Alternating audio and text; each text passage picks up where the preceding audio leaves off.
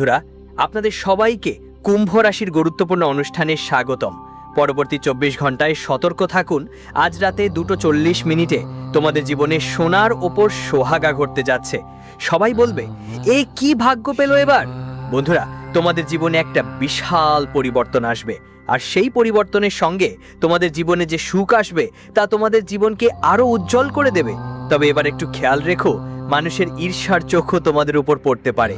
এবার যে ঘটনা আমি এই ভিডিওতে বলবো সেটা মোটেই সাধারণ হবে না। তোমাদের সবাইকে হাত জোড় করে অনুরোধ করছি, আপনারা সবাই এই ভিডিওটা শুরু থেকে শেষ পর্যন্ত মনোযোগ দিয়ে দেখবেন। কারণ বন্ধুরা, যেখানেই জীবনের এক পাল্লায় সুখ থাকবে, সেখানে জীবনের অন্য পাল্লায় এমন কিছু ভয়ঙ্কর ঘটনা আছে যা হয়তো আপনার জীবনের সুখ ছিনিয়ে নিতে পারে এবং আপনার চোখ থেকে রক্তাক্ত অশ্রু বের করিয়ে দিতে পারে। তাই দেখুন বন্ধু, এই সময়টাকে সাধারণ মনে করার কোনো মূর্খতা করবেন না। আমার আপনাদের কাছে হাত জোড় করে একটাই অনুরোধ, যদি আপনি এই ভিডিও শুরু করেন তাহলে শেষ পর্যন্ত অবশ্যই মনোযোগ দিয়ে দেখবেন।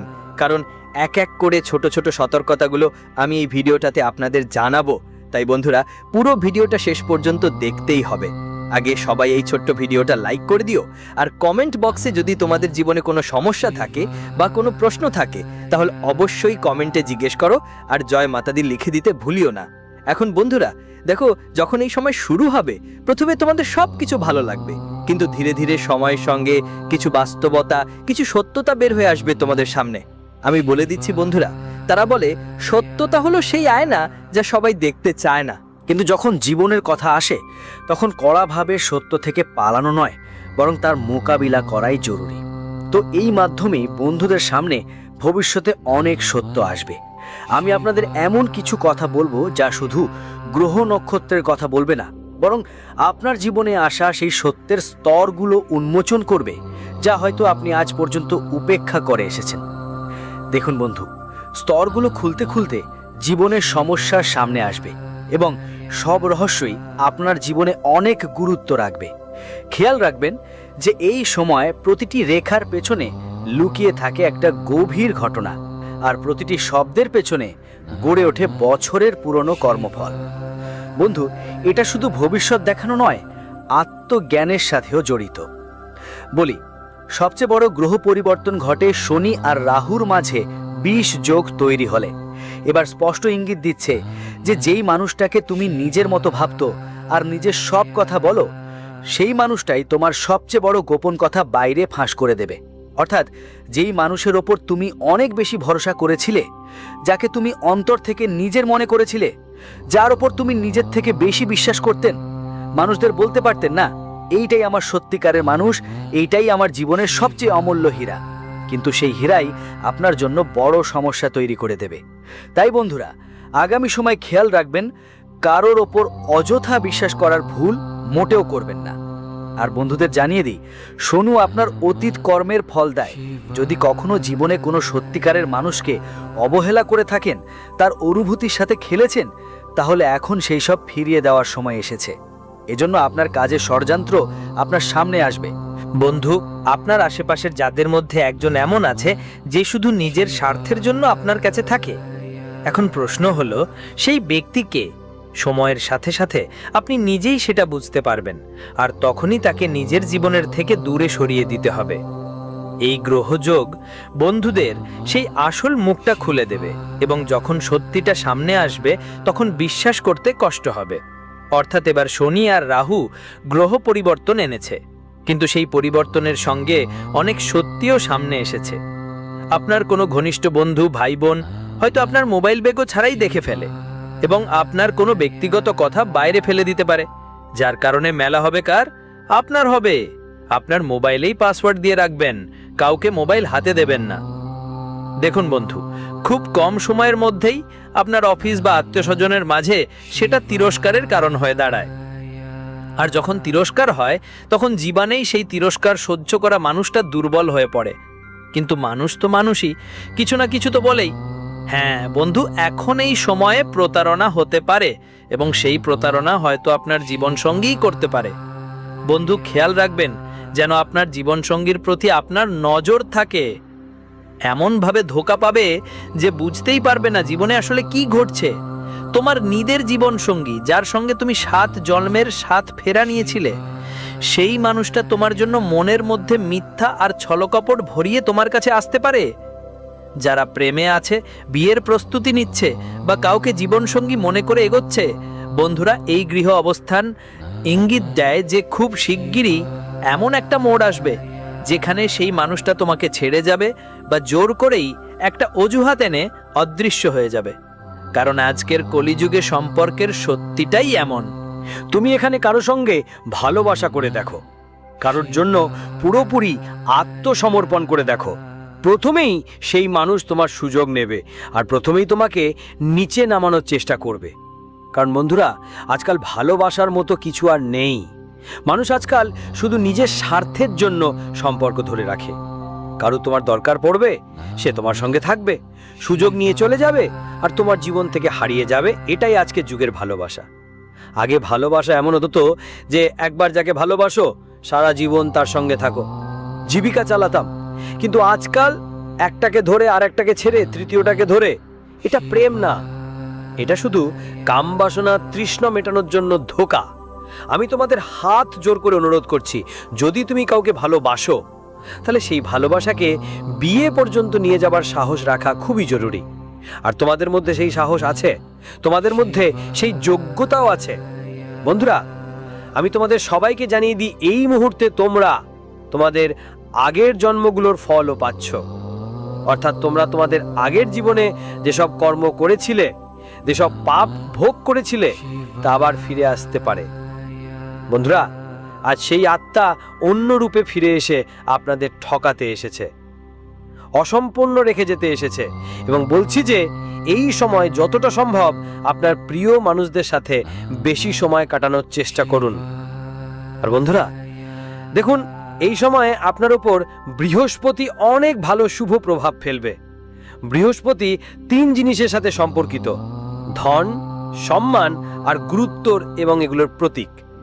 এখন সে নিচু রাশিতে প্রবেশ করছে, যা সরাসরি অর্থ হলো যাদের থেকে আপনি আশা করেন যে তারা কঠিন সময়ে আপনার সাহায্য করবে, তাদের ব্যাপারে সতর্ক থাকুন। রিশতেদার, অফিসের সিনিয়র বা আপনার ব্যাংক ম্যানেজার থেকে আপনি সবচেয়ে গভীর আঘাত পাবেন।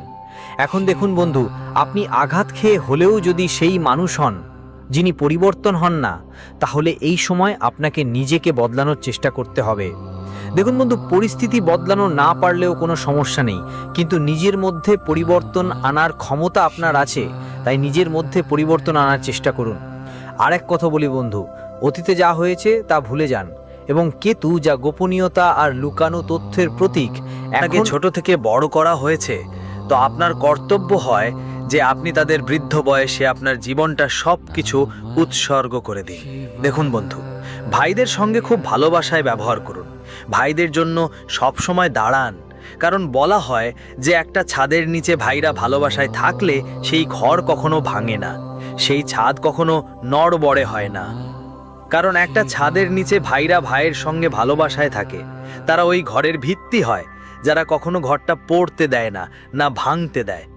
আপনার উপরে আপনার পরিবারের দায়িত্ব আছে, আপনার উপরে নিজের সন্তানের দায়িত্ব আছে, তোমার উপর তোমার জীবনের সঙ্গিনী বা সঙ্গীর দায়িত্বও রয়েছে।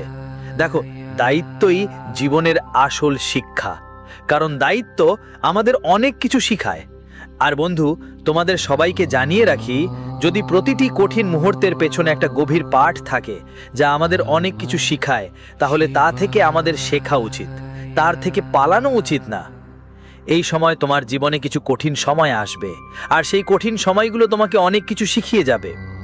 আর বন্ধুদের বলতে চাই, যা হয়েছে ভালো হয়েছে, আর যা হচ্ছে তাও ভালোই হচ্ছে, সেটা আরও ভালো হবে। কিন্তু সেটা তখনই ভালো হবে যখন আমরা ধর্ম, সংযম আর বিবেককে সাথে নিয়ে চলব, যখন আমরা বন্ধুদের সাথে সত্যের পথে চলব, কারো সাথে কোনো ছল চাতুরি করব না। দেখো, ভগবান সবসময় সঙ্গেই থাকেন, কিন্তু পরীক্ষা নিয়ে সাহায্য করেন। ঠিক এমনই রামায়ণে হনুমানজি সীতামাকে খুঁজতে সমুদ্র পাড়ি দিয়েছিলেন। শ্রীরাম প্রতিটি মোড়ে তার ভক্তদের পরীক্ষা নিয়েছিলেন এবং তারপর তাদের অমরত্ব দিয়েছিলেন। ঠিক তেমনি বন্ধু, ঈশ্বর চোখে দেখা যায় না, কিন্তু তিনি তখনই থাকেন যখন তুমি অন্যায়ের বিরুদ্ধে একা দাঁড়াও। আর যদি তোমার বাড়িতে প্রতিদিন ঝগড়া বিবাদ হয়, আর সেই ঝগড়ার কারণ একটা মিথ্যে কথা, বন্ধুরা সেই মিথ্যেটা তোমাদের সবাইকে সামনে নিয়ে আসতেই হবে। আর বন্ধুদের জানিয়ে দিই, যেখানে তুমি তোমার কোনো পুরনো সাথী, বন্ধু বা সম্পর্ককে অসম্পূর্ণ রেখে গেছো, তাদের অপমান করেছো, তারা আবার তোমার জীবনে ফিরে আসতে পারে একদম ভূতের মতো। এটা মানসিক অশান্তি নিয়ে আসবে আর সব কিছু ধ্বংস করে দেবে।